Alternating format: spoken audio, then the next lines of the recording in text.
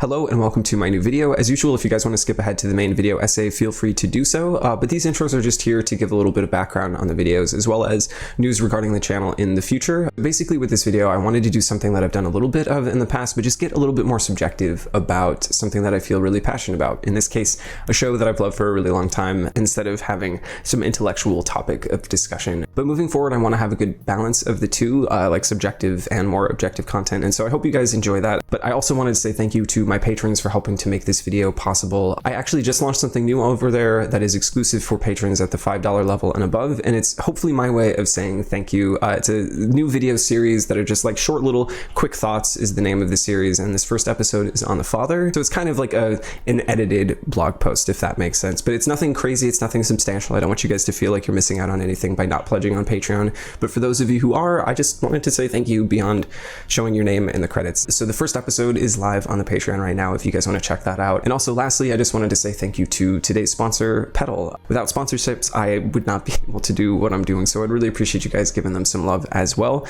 All links will be in the description, and thank you guys for watching. I hope you enjoyed the video.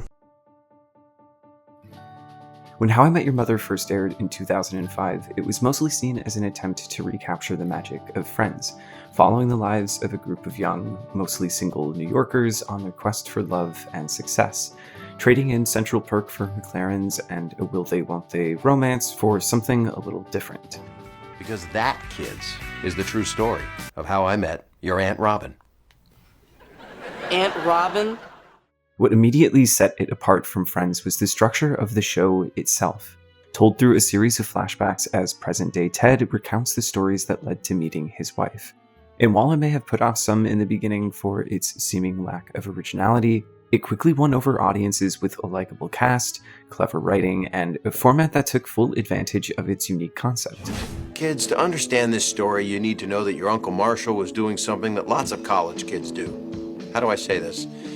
He was, let's say eating a sandwich.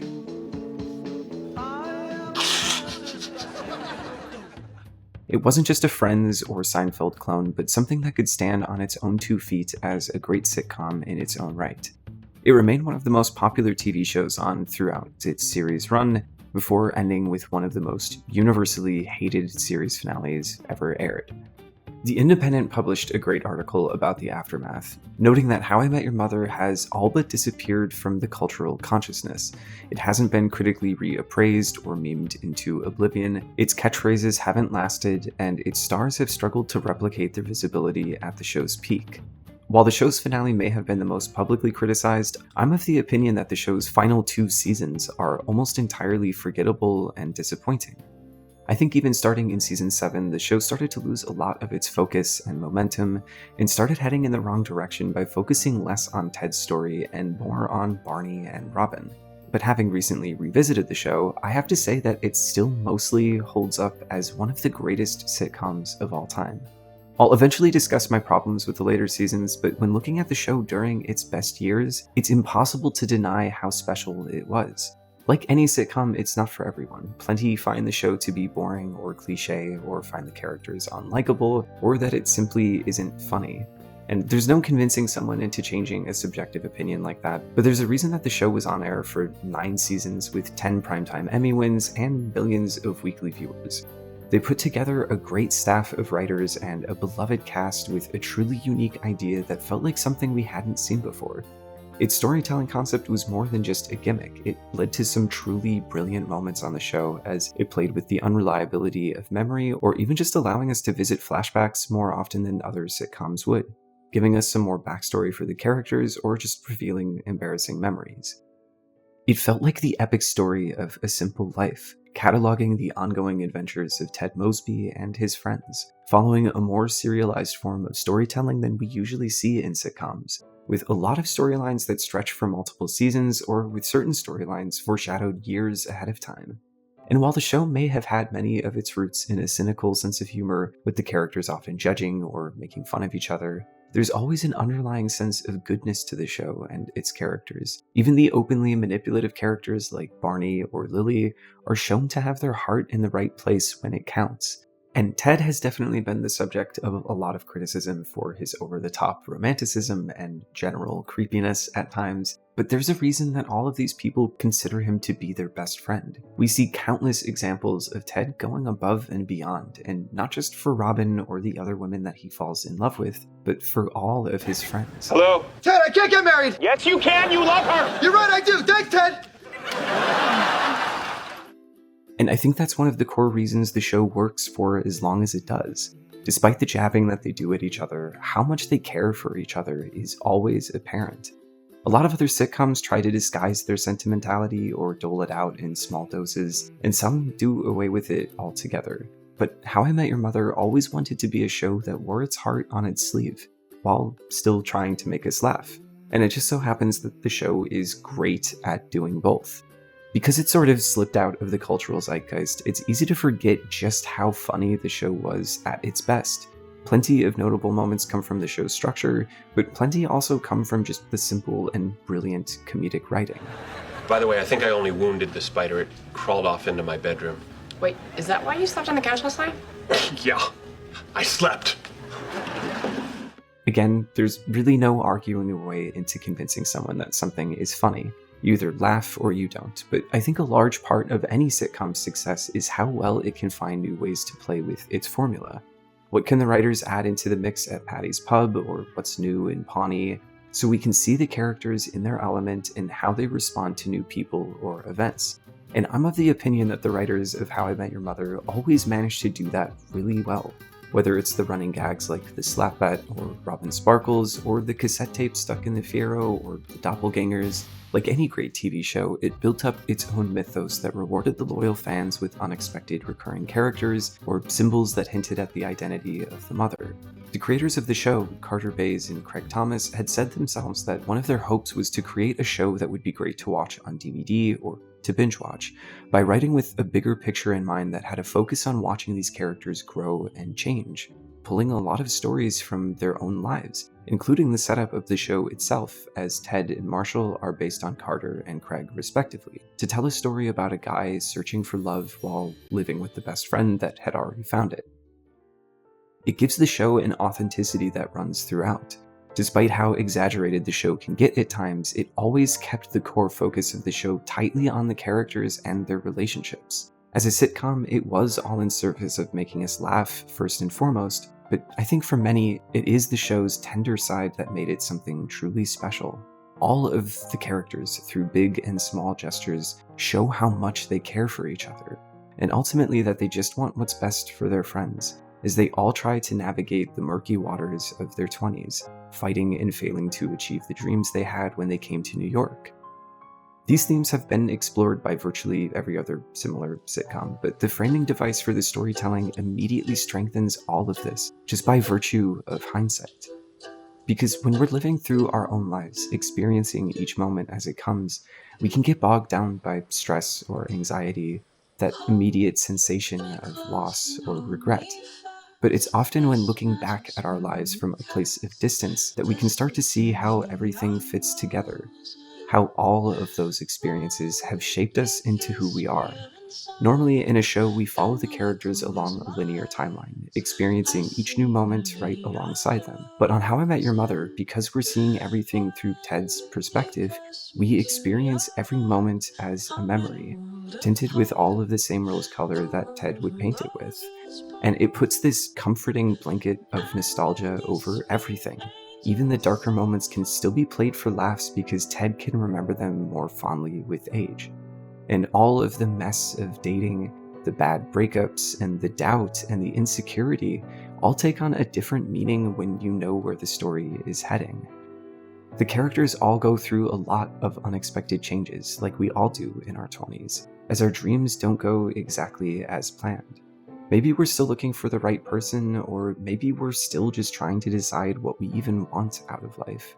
These sort of common experiences are what make up most other sitcoms, but How I Met Your Mother gives us both that vicarious experience of life in your 20s, as well as the feeling of looking back on a life well lived. I think it gives us a model for how we all wish we could live our lives, like we're a part of a story that leads to a happy ending. And no matter what happens to us, no matter how much frustration or disappointment or heartache that we face, we know that things will work out in the end.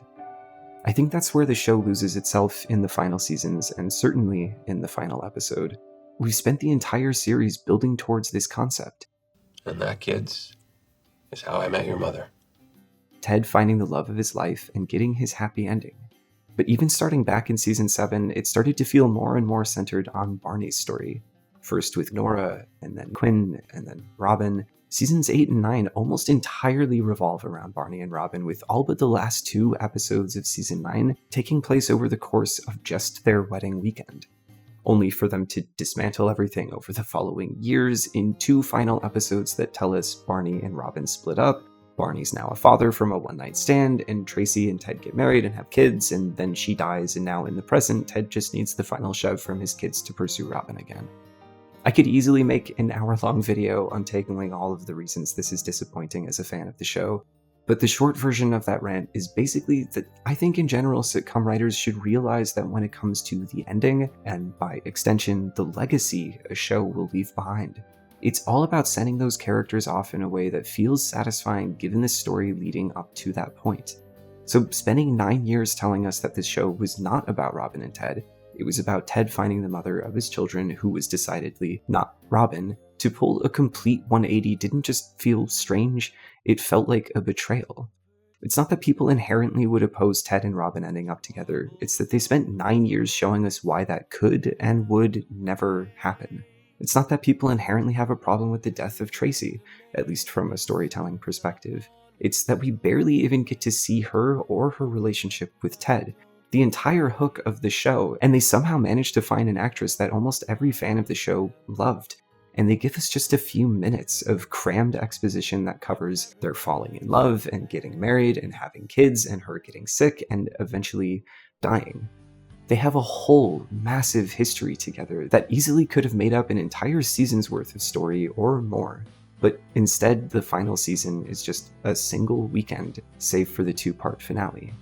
It just feels like wasted potential and, frankly, a failure to deliver on the promise of the series. But it's because all along they had been building towards this secret ending that reveals that it was never really the story of How I Met Your Mother at all, but rather the story of how you're totally in love with Aunt Robin.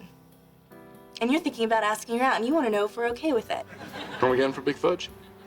And maybe that would make for a good ending to a movie, but having fans that have invested nearly a decade of their lives to following these characters, I think the last thing that anyone wanted was a plot twist.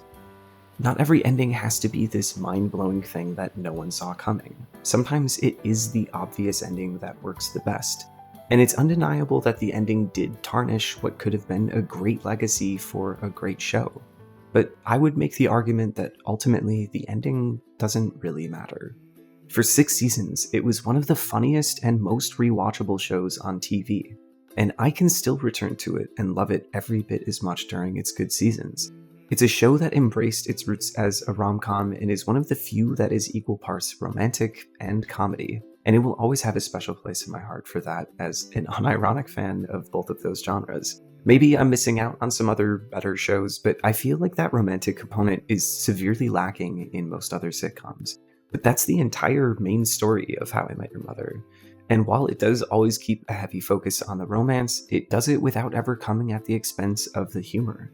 And even rewatching the series multiple times, it still brings me back to those feelings that I had when I first watched it, and it can still make me laugh.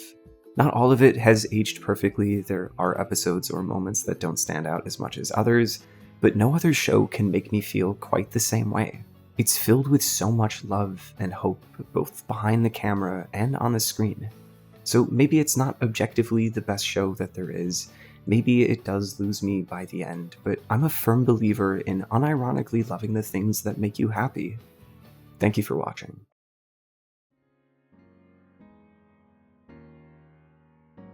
Thank you to Petal for sponsoring this video. Building a healthy credit score can offer an important safety net in more ways than one, but it's not always easy to know where to start. The Petal 2 card offers a new approach to credit and is designed to help you build your credit.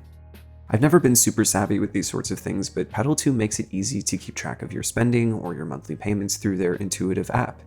and it offers an excellent way to help you build your credit with potentially higher limits to keep your credit utilization low, variable APRs from 12.99% to 26.99% based on creditworthiness, and no annual fee. Pedal 2 is also partnered with one bank member FDIC, which issues the cards. You can check to see if you're pre-approved with no impact to your current credit score, and it's easy to apply online. Head over to pedalcard.com/filmradar to check it out for yourself. Again, that's petalcard.com/filmradar, or you can click the link in the description.